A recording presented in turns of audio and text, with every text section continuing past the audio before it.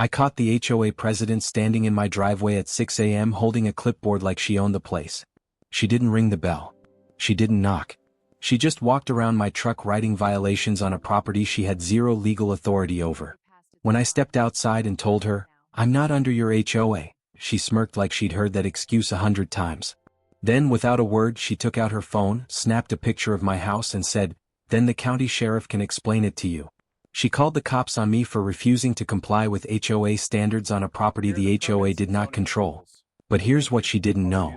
This land isn't just outside her HOA. It's the last remaining piece of the original parcel the developer built the entire neighborhood around. And legally, I own the private road that every single resident drives on every single day. Even the HOA president. This is the story of how one illegal complaint revealed everything, and how an entire HOA learned who really owned the neighborhood. Drop a comment if you've ever been bullied by an HOA, and tell me what state you're watching from. Because what happened at that county meeting is going to change how you think about property rights forever. I'm a 34-year-old contractor. I've spent half my adult life dealing with county permits, property boundaries, and the kind of zoning codes most people ignore until they get burned by them. I'm not rich. I'm not connected. I'm definitely not the kind of guy who goes looking for a fight. I just wanted one thing: space. After years of cramped rentals, I bought an older house sitting on 1.7 acres of county land. One of the last unincorporated pockets left after developers swallowed everything around it. The place wasn't pretty, but it was mine. A quiet patch of land surrounded by a neighborhood built with perfect symmetry and matching mailboxes. The kind of place where every house looks copied and pasted. The developer had tried to buy this property years earlier, but the original owner refused. So the entire subdivision was built around it like a ring tightening around a stone. People called it the odd lot, and for a while I didn't mind. The zoning classification, RR Rural Residential, was a rare gift in this part of town. It meant I could run a workshop, store trailers, keep equipment, and modify the house without begging a board for permission. No architectural committee. No color palette rules. No fines for having a truck that wasn't shiny enough for suburban tastes. My place had a private access road looping around the property, a utility easement tucked behind the workshop, and enough open space to work late without disturbing anyone. Or so I thought. The HOA hated every part of that reality. Their rules forbade everything I was legally allowed to do. They had restrictions on trailer storage, I didn't. They banned work sheds, mine was fully permitted by the county. They micromanaged fence heights, trim colors, parking layouts, even lawn species. I didn't have to follow any of it. And to people who thrive on control, nothing is more infuriating than someone who lives by a completely different set of rules just a few feet away. It didn't take long for the HOA president to make herself known. Cheryl showed up 2 days after I moved in carrying a glossy welcome packet like she was presenting a gift. She introduced herself as if she were the mayor of a small, perfectly manicured country. Former realtor. Confidence of someone who believed every inch of this neighborhood existed because she allowed it. Blonde bob, stiff posture. Lips always pressed like she was holding in a complaint. She kept glancing past me at the workshop, her eyes narrowing like it personally offended her. Behind her stood her board, the treasurer, a quiet man who never made eye contact and seemed to agree with anything Cheryl said.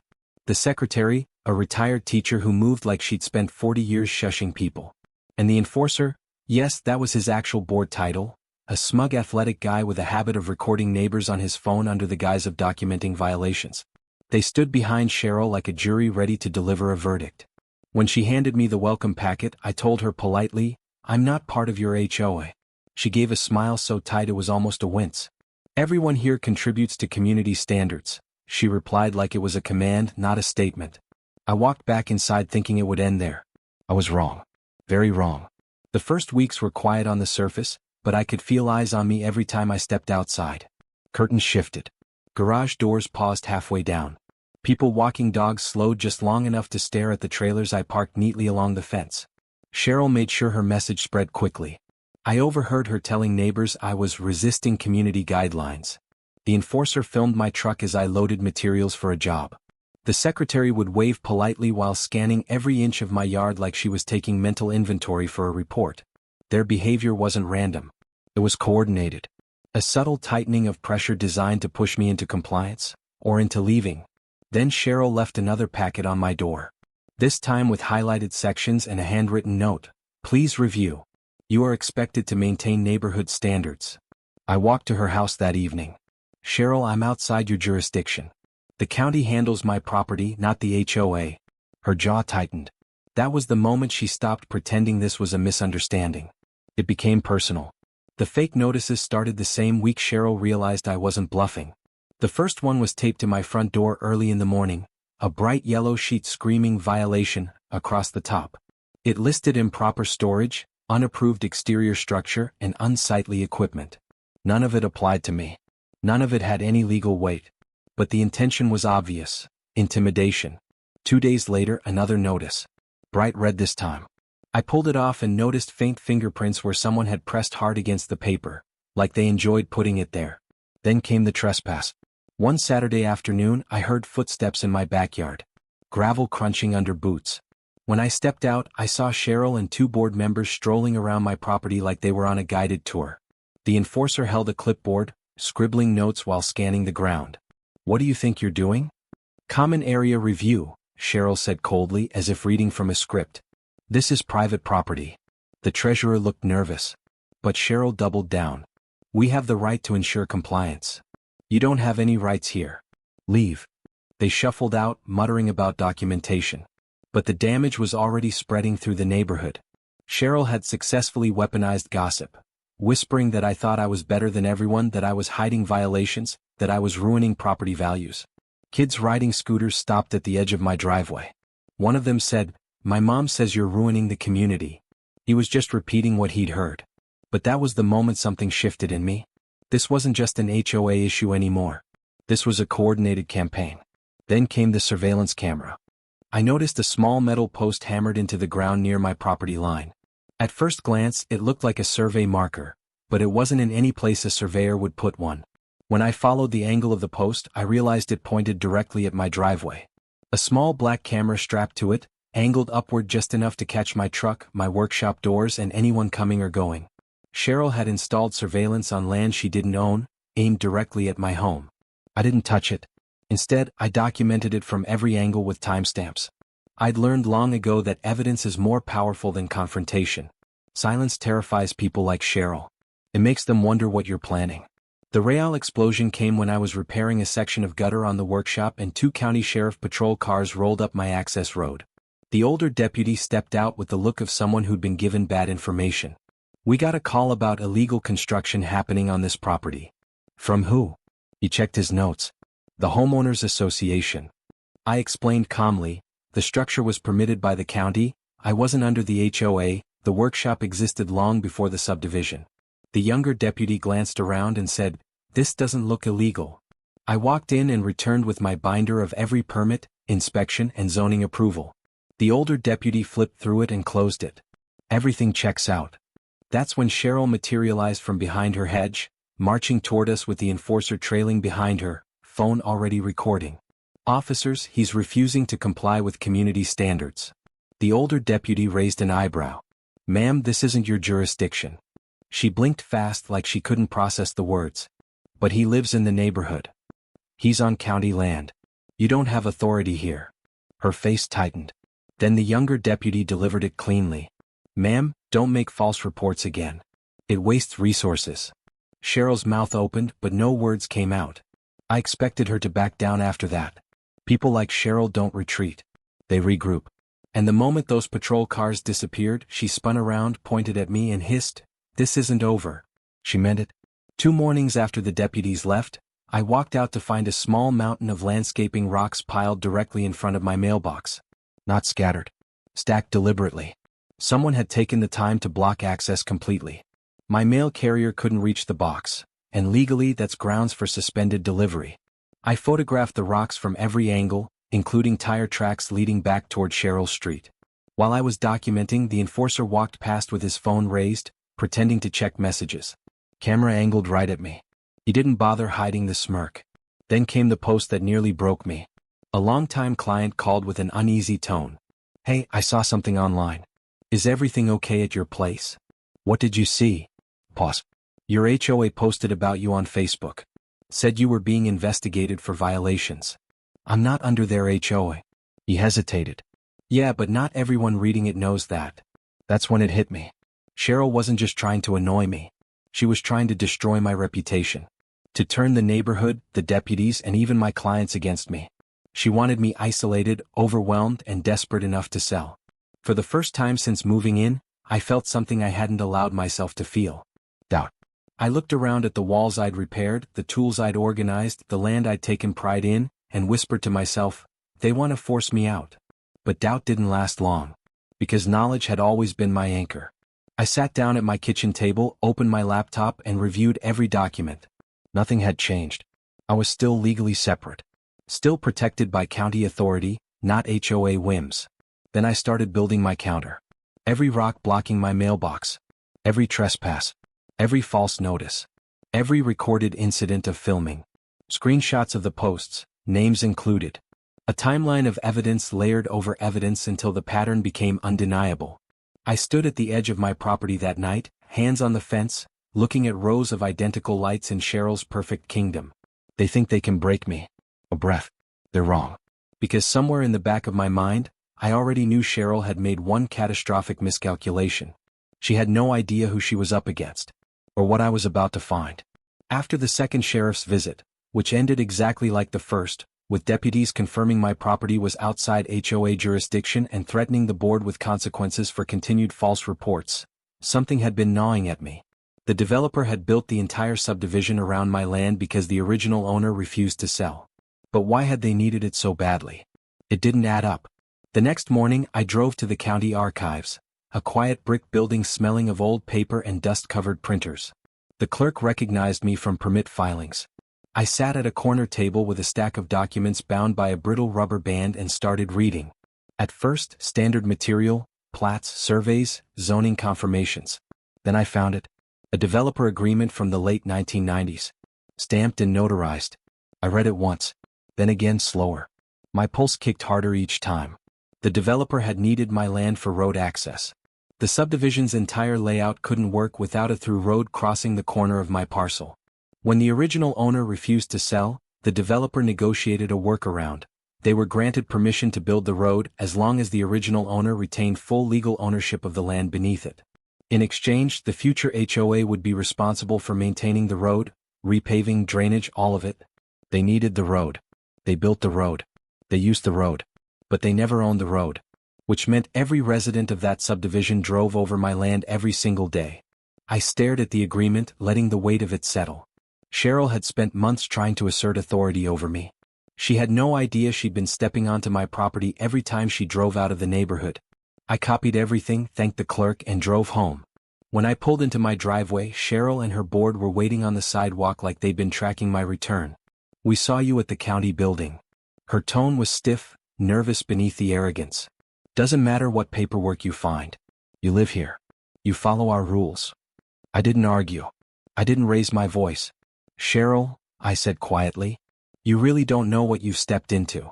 The treasurer shifted uncomfortably. The secretary went pale. Even the enforcer's camera dipped slightly. For the first time I felt completely calm. The county meeting was scheduled for a Thursday evening. I arrived early expecting a quiet session. Instead, half the HOA board was already outside the chamber doors whispering aggressively. Cheryl stood at the center clutching a folder thick enough to be a manifesto. When she saw me, her expression sharpened into something between triumph and desperation. She marched over before I even reached the entrance. "I filed an annexation request," she declared, chin raised. "Tonight, the county will hear it." "Annexation requires owner consent," I said. "You don't have it." She smirked. "The county will understand what's best for the community." Inside, seats filled quickly, HOA residents curious or anxious, murmuring as I took a spot near the front. After routine items, the clerk announced the annexation request. Cheryl approached the podium with squared shoulders. "We are requesting that the parcel located on County Island 17 be brought under Willow Creek HOA governance for the sake of uniformity, safety, and community integrity." She continued, "The homeowner has repeatedly refused compliance, creating disorder and conflicting appearances that harm neighborhood appeal." A few residents nodded like trained chorus members. The county official raised a hand. "Ma'am, annexation cannot proceed without the property owner's signed consent. Do you have that?" Her silence was immediate and telling. "Then your request cannot be considered." Cheryl's face reddened. "He's part of the neighborhood. He should follow our rules if he lives among us. The official shook his head. Geography does not override jurisdiction. He turned to me. Sir, would you like to speak?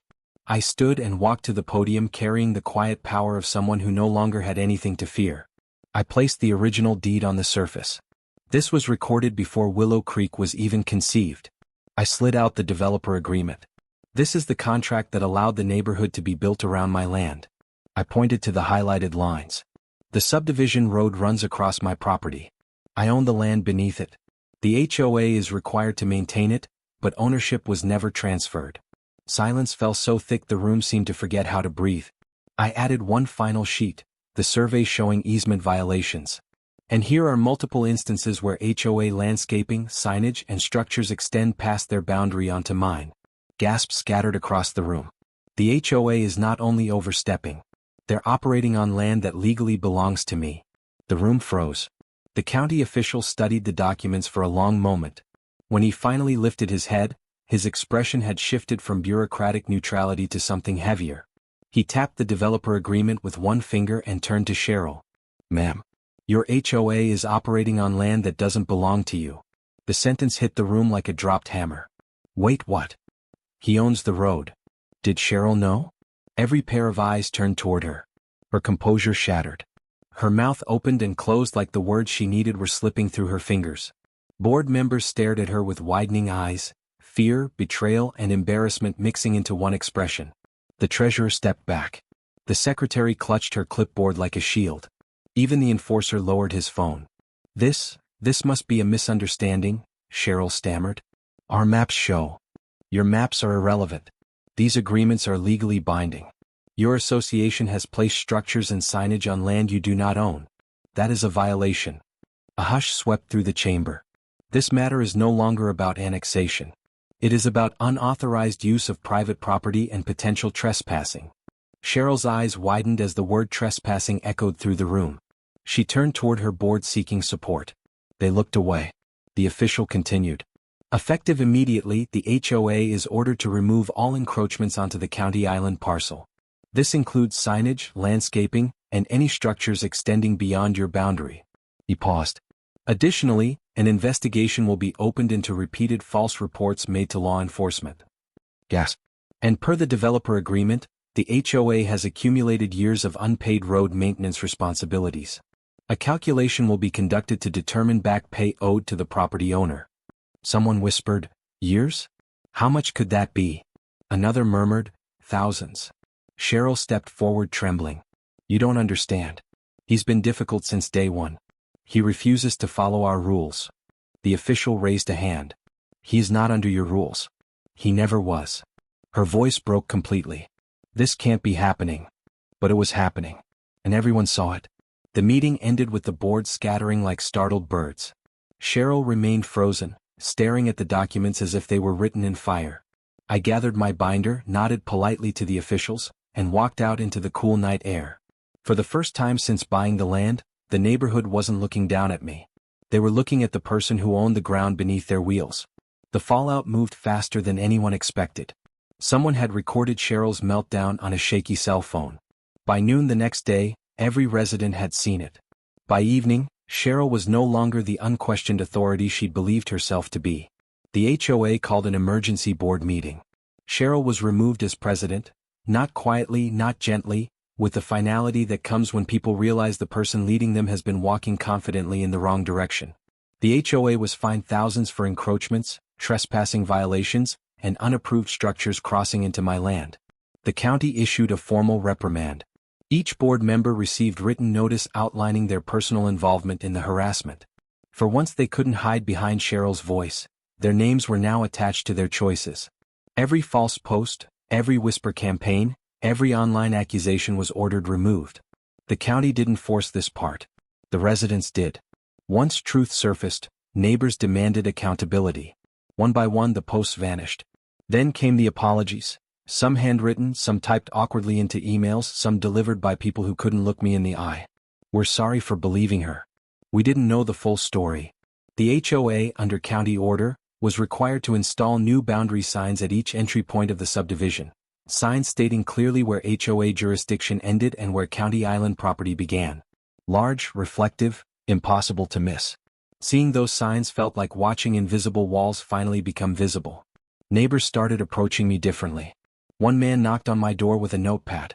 "Can I ask you something about easements?" Another asked, "How do you read zoning maps?" Even former board members eventually came around. The treasurer found me clearing branches near the workshop and said quietly, "Cheryl pushed us into things. We should have stopped her." The enforcer approached me one afternoon, no phone in hand for the first time. Shoulders slumped. Regret replacing confidence. "I want to apologize. I shouldn't have filmed you like that." "Why did you?" "Cheryl made it sound like you were dangerous. That you were hiding something." "I was hiding nothing. Just trying to live." He nodded, eyes downcast. "I know that now." The neighborhood changed gradually without Cheryl's iron grip. The constant patrolling faded. The rigid enforcement disappeared. Friday evenings became peaceful again. Kids rode bikes near my property without repeating their parents' accusations. The silence that returned wasn't empty. It was restorative. The kind of silence you earn. One morning I brewed coffee, walked outside and stood in the warm air. No cameras pointing at me. No footsteps sneaking across my yard. No confrontations brewing behind trimmed hedges. Just the quiet hum of my land. I stood on the access road I owned, fully aware now of its deeper meaning, and felt a calm I hadn't experienced since moving in. Cheryl had confused authority with ownership, influence with truth. Her downfall wasn't caused by me. It was caused by the limits of her own arrogance. She had gone to war with the one man she should have left alone. Here's what I need every single person watching this to understand. Most people have no idea where their HOA's legal authority actually begins and ends. Cheryl spent months filing false reports, trespassing, installing surveillance on land she didn't own, and spreading slander, all because she assumed geography meant jurisdiction. It doesn't. Before you pay a single HOA fine, before you remove a single structure, before you comply with a single demand, pull your original deed from county records. Search for the original recorded parcel boundaries. Check whether any developer agreements exist that predate your HOA's formation. Request the original subdivision plat and compare it to your property lines. In 30 minutes at your county archives office, you might discover that your HOA has been operating on land they don't own, enforcing rules they don't have authority to enforce, collecting fines they were never legally entitled to collect. The law is almost always on the side of the documented property owner. HOA boards count on the fact that most residents never read the actual documents. If you've ever been bullied by an HOA, told to comply with rules that didn't apply, fined for things outside their jurisdiction, harassed into selling, drop your story in the comments. Someone out there needs to hear it before they give up. Subscribe to the HOA Files. We expose these stories every week because too many people are fighting these battles alone, not realizing the ground they're standing on might already belong to them. Share this with anyone living under HOA pressure. Because sometimes the most powerful thing you can do isn't fight back. It's simply know your rights. The HOA Files, because the deed doesn't lie. Even when the HOA president does.